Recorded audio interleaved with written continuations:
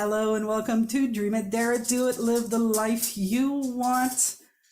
Thank you for joining me. I'm Jasmine, and I'm looking forward to another great conversations. The little steps that you are hearing right now is my dog who decided to play exactly in the moment that we start recording. So, hey, it's okay. Guys, I want to thank you again for listening, and I want to say I've almost reached my goal. I wanted to have, my first episode that reached 100 downloads in the first 30 days, and I think that I have one that's at 98 right now, and that hasn't reached the 90 days. So woohoo! Thank you, everybody. So today I have Christa Campsall, right? That's how you say the last name. Christa Campsall with us. Hi, Christa. Hi. How are Hi, you? Jasmine. Good. Thank you. Guys, I wanted to have a conversation with Christa because you guys, we've been talking about, all the adult stuff. We've been talking about all of that stuff. And a few weeks ago, I met with a cousin, and my cousin has a younger child, and she's having anxiety, she's having a lot of anxiety. And I was like, oh, I wish I could give her something. And then I heard of My Guidance Side, and I reached out to find out if they were translated. And then I said, would you be available for a podcast? And she said, yes. So here she is. Hi, Christa. Hi. Hi, Jasmine. So Christa, first of all, maybe we can explain to the listeners, because I just went through it with you, but maybe you can tell the people who are listening who you are, where you're from, what you do. And what I do. Okay. I'm Christa Campsall, and I'm here chiming in from Salt Spring Island, the beautiful West Coast in British Columbia. We're quite pleased. We're a cool Mediterranean climate, but like other places, it's a bit wonky. I woke up this morning, what is it, April 4th, and there was a little bit of snow on the deck, which is unheard of. So you never know. Yeah. You never know. And actually last Thanksgiving, it was so warm here. We started calling it October because it was hot like the summer. So anyway, we had snow this morning, odd, but West Coast of British Columbia. And what I do, well, I'm a retired teacher. I still have my license to teach, but since COVID, I only teach online. I'm retired from my position, which was, well, I've been a teacher since I think I earned my first degree in 1977. So ages ago. Yeah. And I learned about the 3 principles when I was a pre-service teacher, is what we call it in the biz. And the story is such that I was a young woman with certain personality traits and skills and a real desire to be a good teacher. And I was having success with kids who were already on a learning path and interested and motivated. And I was really falling short with kids who either were belligerent or on the opposite end had head down and just would not engage. And so, Jasmine, I was thinking that this is something wrong with me. And I thought, well, I'm taking a year off. I'm going to do something totally different and determine if I should finish my Bachelor's of Education degree. So I did have a year off, amazing year in Europe, and did wonderful things, went to school, had a little job, lots of traveling and so on. It was wonderful. Came back and went back to UBC. And I get a visit right in September from my high school friend, Bob Campsall. He's now my spouse. And he came and he said, well, I found the secret to life. Wow, like, that was big. Wow, that was big. I'm like, well, come on in. Let's talk about this.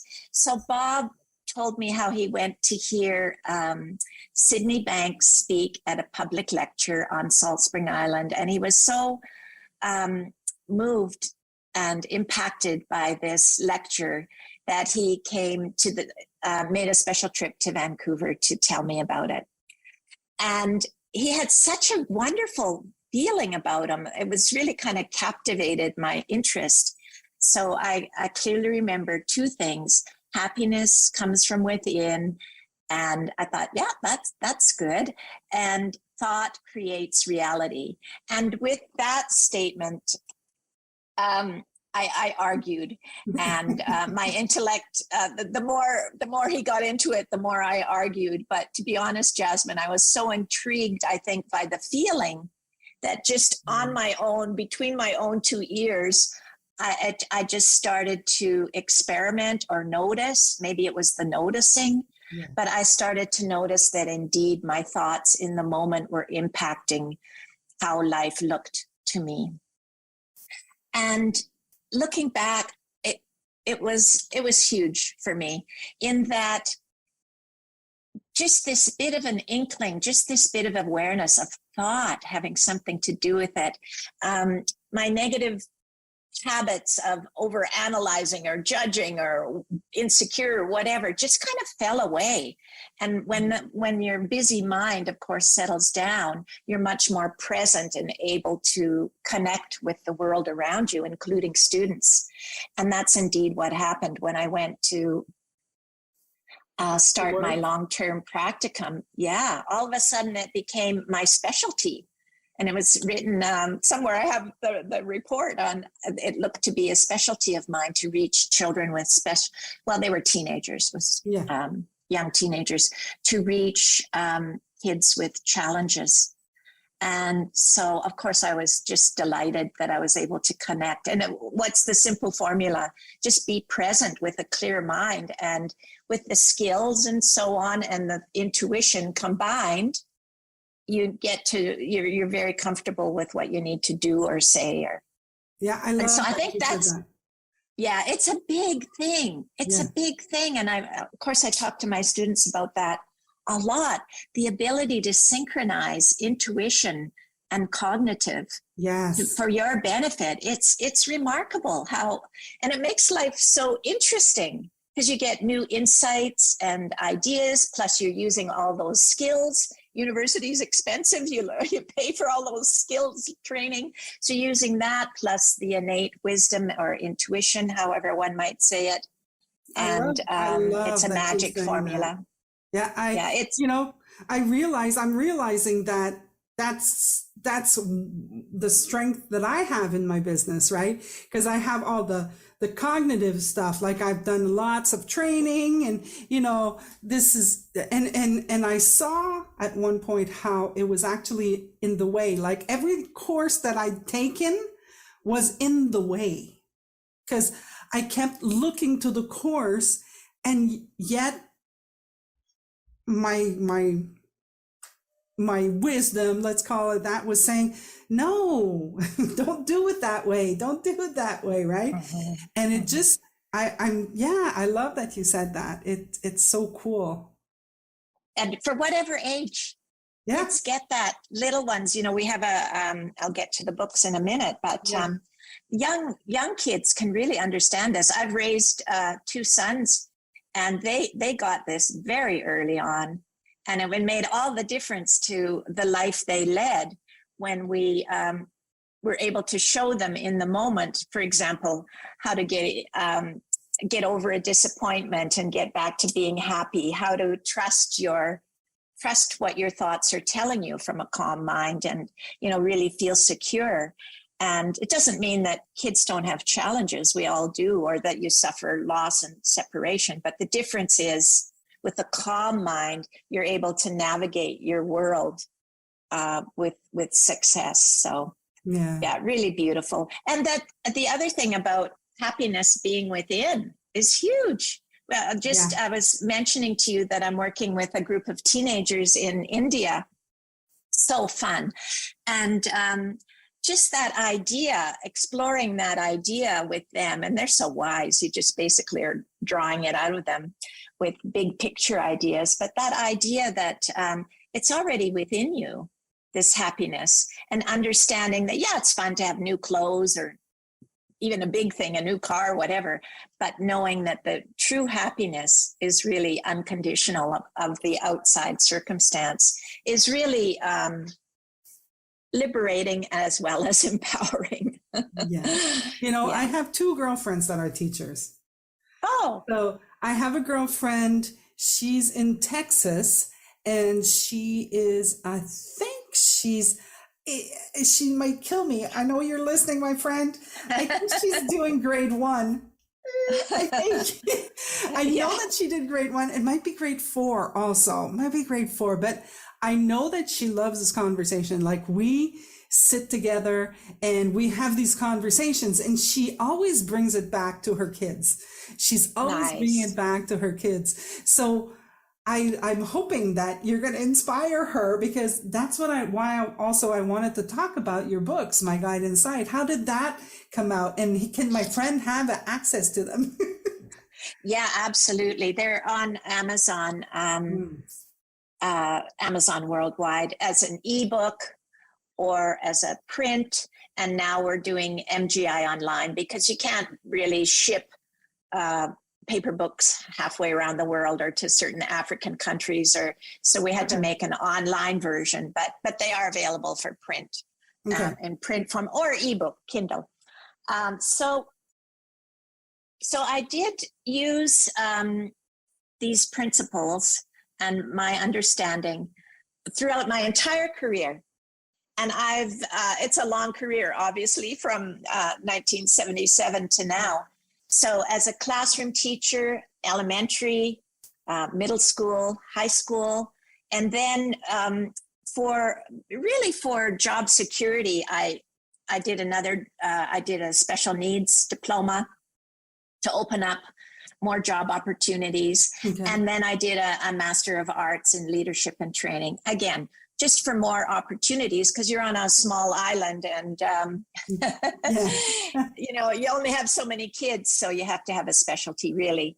And I chose special education because I always had this affinity for kids who are struggling. So I didn't have any particular music talents, and I thought art teacher, that's too limiting on this island. Chose special education. With that degree, with the master's degree, I had to, of course, do a thesis and a major project. And I wrote actually the second curriculum. The first one was Self-Esteem is for Everyone, back in the 90s with a young man from Florida. We did that together, and that was wonderful. And then to do my master's degree, I did another curriculum called Leadership and Learning, L&L.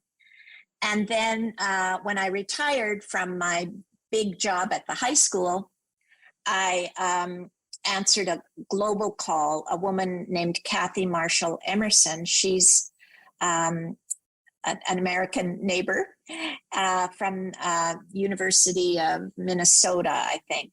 Resilience. Her specialty is resilience. And she had a call out on her website for a global curriculum. And so I connected with her, and she had her vision, I had mine, and we've been working together ever since on this project. The project just keeps growing and growing and has a life of its own. But certain things that she wanted, it had to be kindergarten to grade 12. She wanted to see students have an opportunity at the different stages of the school career to have some, teaching of the principles. My thing was it had to be story-based, because I believe it's such a natural thing. And I know from my experience as a teacher, you tell a story and people can remember that rather than bullet points on a chart. You have a story and you can remember it for years. And within the story are kernels of truth. So had to be K to 12, had to be story-based. I'm a reading specialist as well. So I made it as it's a language arts book. There's opportunities for writing, there's vocabulary, there's opportunities for listening and speaking. All very easy to grade. All the activities have the rating scales and so on. And then we look to making it as inclusive as possible, like I was saying before we started recording. I knew that counselors may find this of benefit, especially since COVID have. Some, of course, we honor homeschool situations, making sure it was conducive to that. And then people started approaching me about translations. So a little bit, we've done some Jasmine, it's all goodwill. Yeah. We're not, none of us are in business, all these countless hours. They're just, we've been given so much. Let's share. Yeah. Bring it forth. So, so do you have so basically your books, do you have kind of like levels?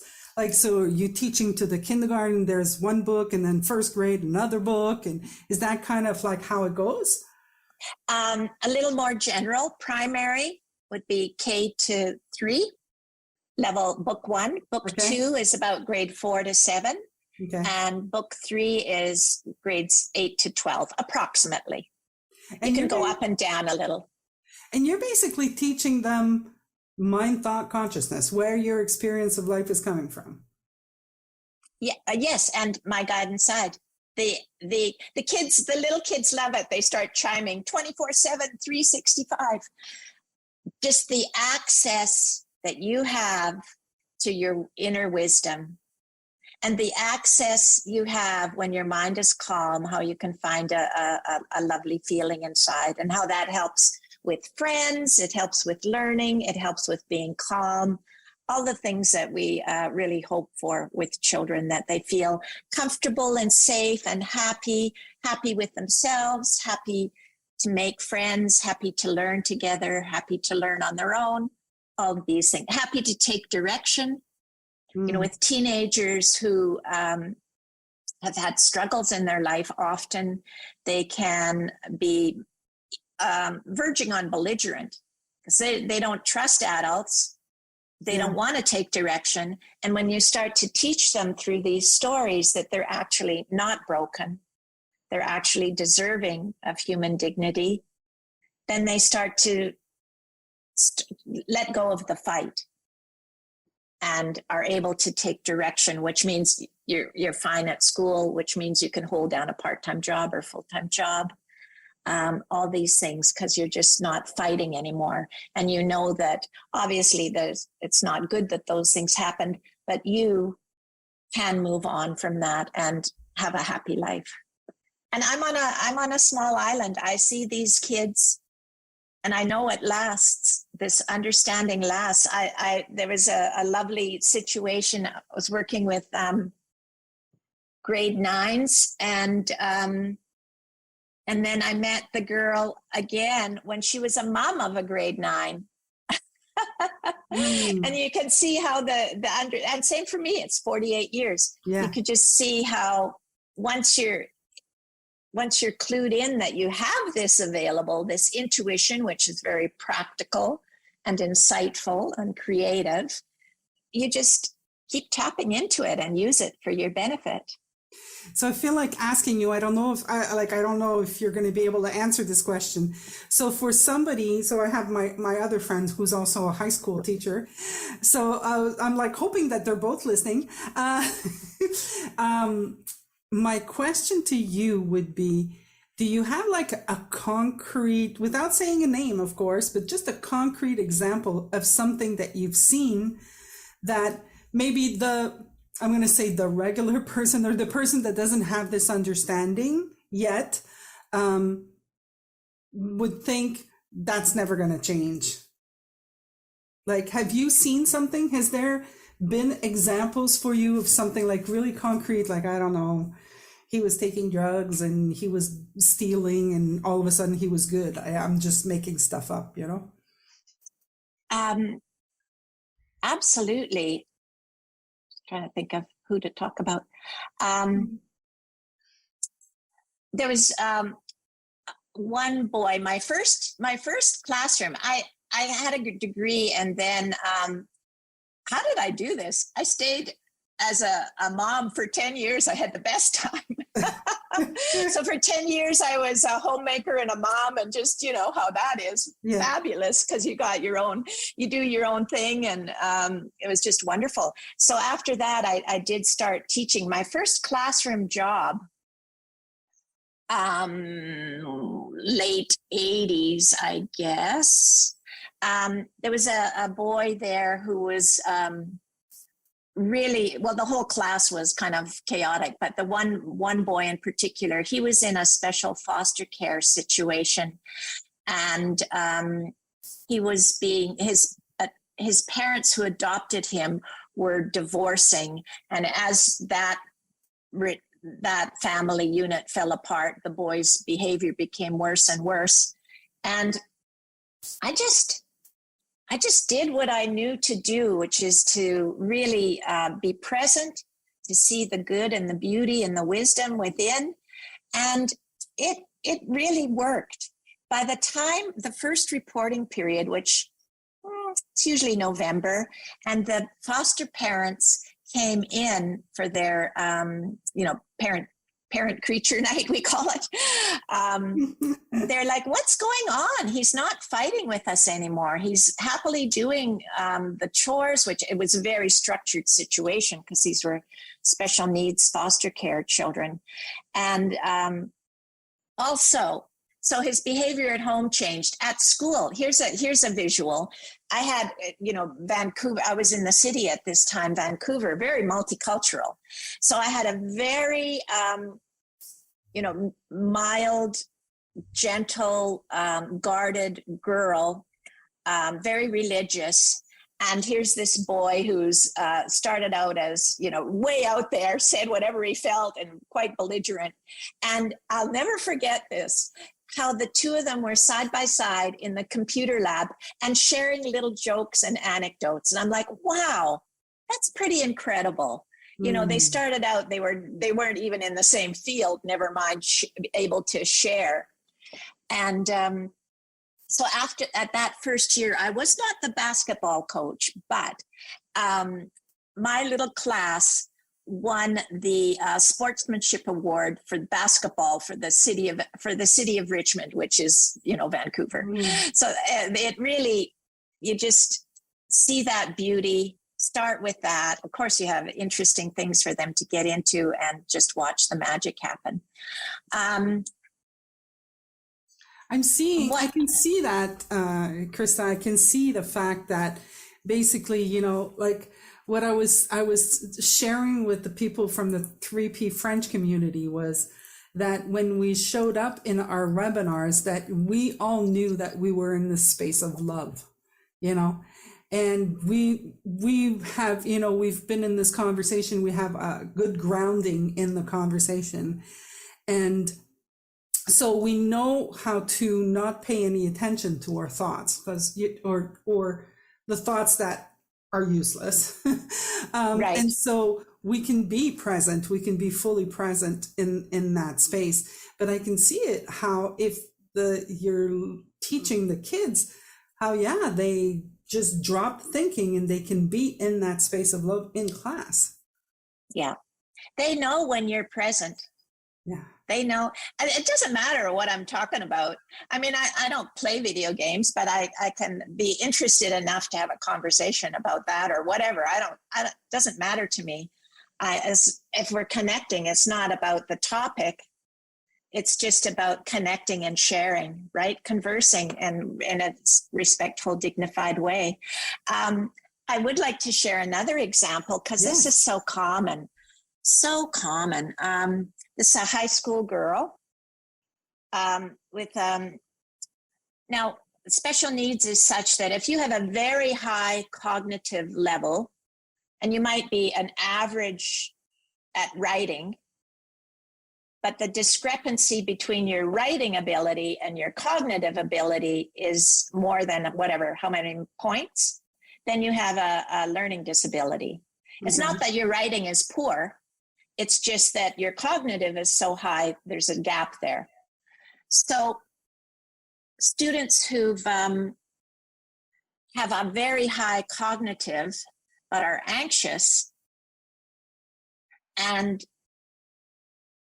panic attacks and resorting to cheating because they're so desperate to do well, and losing friends because they're so focused on doing well, but they're doing not well. Yeah. Once you're resorting to cheating, yeah, we're in trouble.